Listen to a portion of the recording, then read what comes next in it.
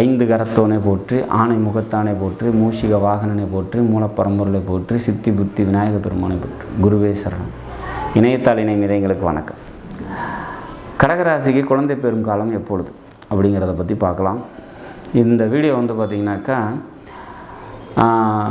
குழந்தை பேர் தாமதமாகுது இல்லையா, யாருக்கெல்லாம் குழந்தை பேர் லேட் ஆகுது, அதனால் மன உளைச்சல்லையோ இல்லை பொருள் விரயத்திலையோ இருக்கிறவங்களுக்கு அதை தெரிஞ்சுக்கிறதுக்கான ஒரு வீடியோ தான் இந்த வீடியோ. இது நம்ம சொல்லக்கூடிய பாயிண்ட் எல்லாருக்கும் சரியாக இருக்குமா அப்படின்னா மேக்ஸிமம் சரியாக தான் இருக்கும். ஒரு சில கிரக அடைவுகள் இருக்கிறவங்களுக்கு மட்டும் இது மிஸ் ஆகிறதுக்கு வாய்ப்பு இருக்குது. அதாவது வம்சாவர்த்தியை தடை பண்ணக்கூடிய கிரக இணைவு அப்படின்னு ஒரு சில கிரக இணைவுகள் இருக்குது. அந்த கிரக இணைவு உள்ள சார்ட்டுக்கு மட்டும் இது இந்த டைம் கரெக்டாக ஒர்க் அவுட் ஆகாது.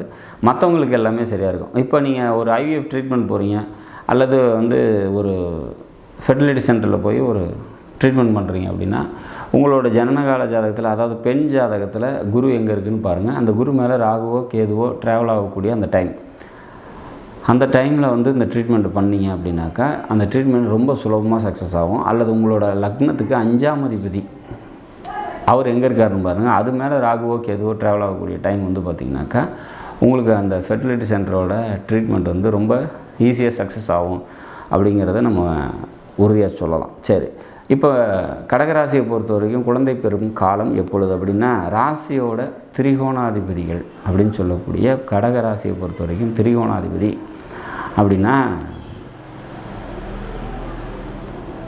ராசி அதிபதியே அவர் தான் சந்திரன். சந்திரன் பார்த்திங்கனாக்கா ராசிக்கு திரிகோணாதிபதியாக வர்றாரு. அவர் தான் ராசியின் அதிபதியும் ஆகிறாரு. 5ஆம் அதிபதி அப்படின்னு சொல்லக்கூடிய செவ்வாய் மற்றும் 9ஆம் அதிபதி அப்படின்னு சொல்லக்கூடிய குரு, இந்த 3 பேர் தான் பார்த்திங்கனாக்கா ராசிக்கு திரிகோணாதிபதி. இவங்களோட சேர்ந்த, இவங்களோட பார்வை பெற்ற, இவங்களோட சாரம் பெற்ற எந்த ஒரு கிரகமும் உங்களுக்கு குழந்தை பாக்கியத்தை தரும் அப்படிங்கிறது ரூல்.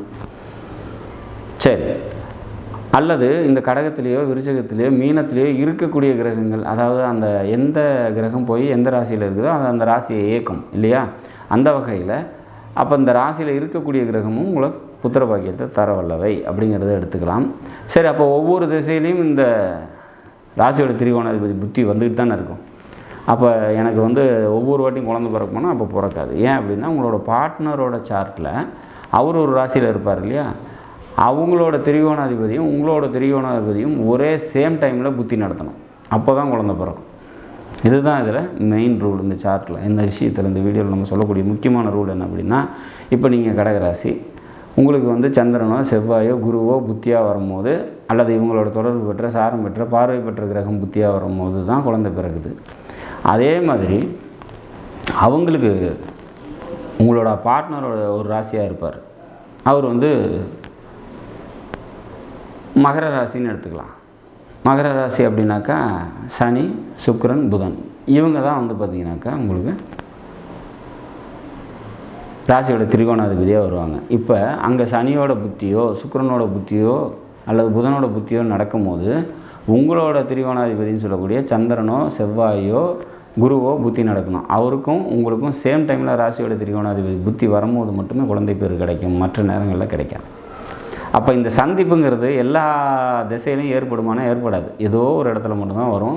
அப்போ அந்த டைம் மட்டும்தான் அவங்களுக்கு புத்திர பாக்கியம் இருக்கும். சில பேர்லாம் பார்த்திங்கன்னா முதல் குழந்தைக்கும் 2வது குழந்தைக்கும் 6 வயசு 7 வயசு வித்தியாசம் இருக்கும்.